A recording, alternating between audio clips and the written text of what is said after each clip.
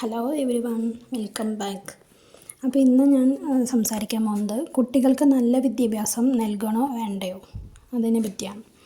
കേരളം സാക്ഷരരുടെ കാര്യത്തിൽ എന്നേ മുൻപന്തിയിലാണ്. മക്കളെ പഠിപ്പിക്കുന്ന കാര്യത്തിൽ മാതാപിതാക്കൾ ആരും പുറകോട്ട് പോകാറുമില്ല. എന്ത് പഠിപ്പിക്കണം, എങ്ങനെ പഠിപ്പിക്കണം എന്ന കാര്യത്തിലെല്ലാം പുതുതലമുറയിൽ വീക്ഷണ വൈവിധ്യം വന്നിട്ടുണ്ട് എന്നതിന് തർക്കമില്ല. 20-40 വർഷം മുമ്പ് പഠിച്ചിരുന്ന ഇന്നത്തെ മാതാപിതാക്കൾ ഓർത്തു നോക്കണം പഠന സംസ്കാരത്തിലെ വൈവിധ്യം. ഇന്ന് കാലഘട്ടത്തിന് വ്യത്യാസം വന്നിരിക്കുന്നു. വിഷയങ്ങൾ തീരുമാനിക്കുന്നത് അഭിരുചിയും സാധ്യതകളും നോക്കിയാണ്. അതാണ് ഏറെ നല്ലതും. അതുകൊണ്ട് തന്നെ ഇന്നത്തെ വിദ്യാഭ്യാസ സങ്കല്പമാണ് കൂടുതൽ ആകർഷകമായതും. കുട്ടികളുടെ വിദ്യാഭ്യാസത്തിൽ മാതാപിതാക്കളുടെ നിലപാട് എന്താവണം? കുട്ടികൾ വളർന്നു വന്നാൽ ഏറ്റവും അടുത്തുള്ള സർക്കാർ സ്കൂളിൽ പോകും എന്ന അവസ്ഥ മാറി. എത്ര പണം മുടക്കിയും എവിടെയും കുട്ടികളെ പഠിപ്പിക്കാൻ ഇന്ന് മാതാപിതാക്കൾക്ക് മടിയില്ല.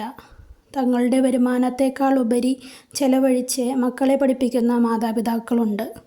ഒരു പക്ഷേ അങ്ങനെയുള്ളവരായിരിക്കും ഇന്ന് കൂടുതൽ. ഇത് ശരിയാണോ, അങ്ങനെ ചെയ്യണോ എന്നൊക്കെയുള്ളത് വിചിന്തനം ചെയ്യപ്പെടാവുന്ന ധാർമ്മിക പ്രശ്നമാണ്. നാം ഇവിടെ ചിന്തിക്കേണ്ടത് കുട്ടികൾക്ക് മികവുള്ള വിദ്യാഭ്യാസം തന്നെ നൽകേണ്ട ആവശ്യമുണ്ടോ എന്നതാണ്. ഒരു സംശയവും വേണ്ട. നമുക്ക് കഴിവുള്ള തരത്തിൽ കുട്ടികൾക്ക് നല്ല വിദ്യാഭ്യാസം നൽകണം. അതവർക്ക് നല്ലതാണ്. നമ്മുടെ നാടിനും സമൂഹത്തിനും രാഷ്ട്രത്തിനും എല്ലാം നല്ലതാണ്.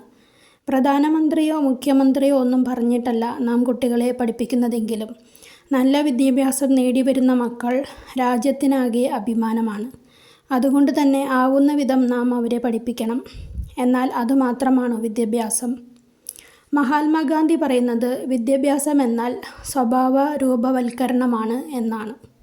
ഈ അർത്ഥത്തിൽ കുട്ടികൾക്ക് വിദ്യാഭ്യാസം നൽകുക എന്നാൽ എത്രയോ വിശാലമായ അർത്ഥത്തിൽ അതിനെ സമീപിക്കേണ്ടതാണ്.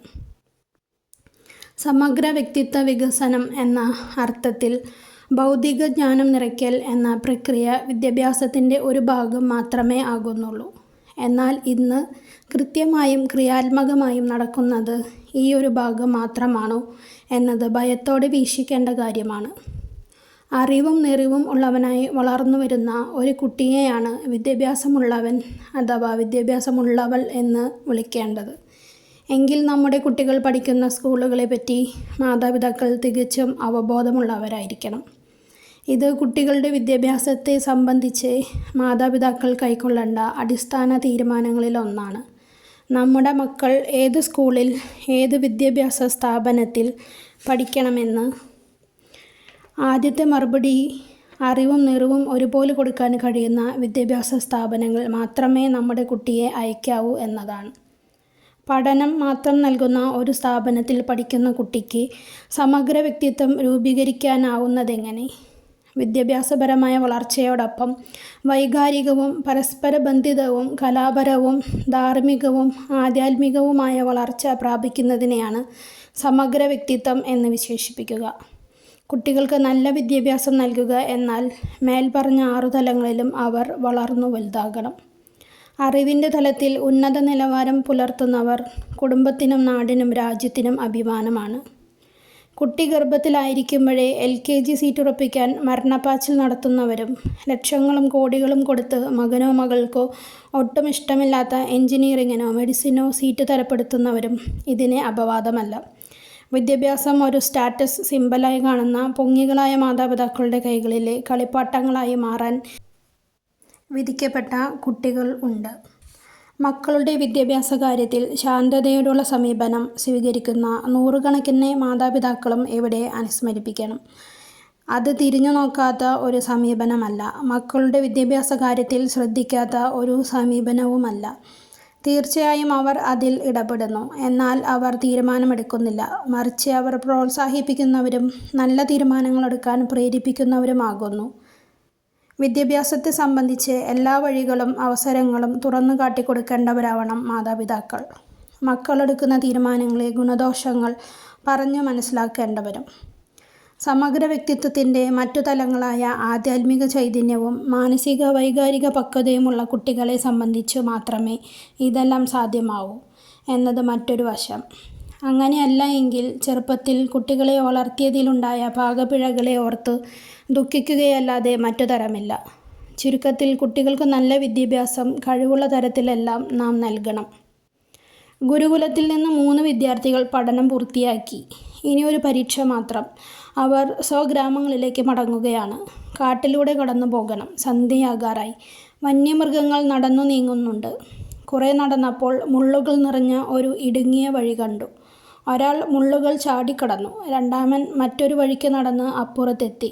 എന്നാൽ മൂന്നാമത്തവൻ അവൻ്റെ ഭാണ്ഡം ഒരിടത്ത് ഇറക്കി വെച്ച് വഴിയിലെ മുള്ളുകൾ പെറുക്കിയെടുത്ത് ദൂരെ കളയാൻ തുടങ്ങി. "നിനക്ക് ഭ്രാന്താണ്. ഇരുട്ട് വീഴുകയാണ്. നമുക്ക് വേഗം ഗ്രാമത്തിലെത്തണം. മുള്ളുകൾ പെറുക്കാൻ സമയമില്ല." അവൻ മുള്ളുകൾ എടുത്തു മാറ്റിക്കൊണ്ട് പറഞ്ഞു, "ഇത് പകലായിരുന്നെങ്കിൽ കുഴപ്പമില്ലായിരുന്നു. ആളുകൾ കടന്നു പോകുമ്പോൾ മുള്ളുകൾ കാണും. പക്ഷേ നമ്മൾ പോയി കഴിയുമ്പോൾ ഇരുട്ട് വീഴും. പിന്നെ ഈ മുള്ളുകൾ കാണാൻ ആർക്കും കഴിയില്ല. ഇതറിഞ്ഞുകൊണ്ട് നമ്മെ പിന്തുടർന്നു വരാനിരിക്കുന്നവരെ കുറിച്ചോർക്കാതെ നമ്മൾ കടന്നുപോയാൽ നമ്മുടെ വിദ്യാഭ്യാസത്തിന് യാതൊരു അർത്ഥവും ഉണ്ടാകുകയില്ല. ഞാൻ ഈ മുള്ളുകൾ എടുത്തു മാറ്റും. നിങ്ങൾ പൊയ്ക്കൊള്ളുക." ആ നിമിഷം കുറ്റിക്കാട്ടിൽ ഒളിച്ചിരിക്കുകയായിരുന്ന അവരുടെ ഗുരു കടന്നു വന്നു. ആ വഴികളിൽ മുള്ളുകൾ നിറച്ചത് ഗുരു തന്നെയായിരുന്നു. അതായിരുന്നു അവസാനത്തെ പരീക്ഷ. തോറ്റ 2 പേരും വീണ്ടും ഗുരുകുലത്തിലേക്ക് മടങ്ങി. വിദ്യാഭ്യാസം സമൃദ്ധിയിൽ ഒരാഭരണവും ആപത്തിൽ ഒരാശ്രയവുമാണ്. പണ്ട് അരിസ്റ്റോട്ടിൽ പറഞ്ഞ വാക്കുകളാണ്.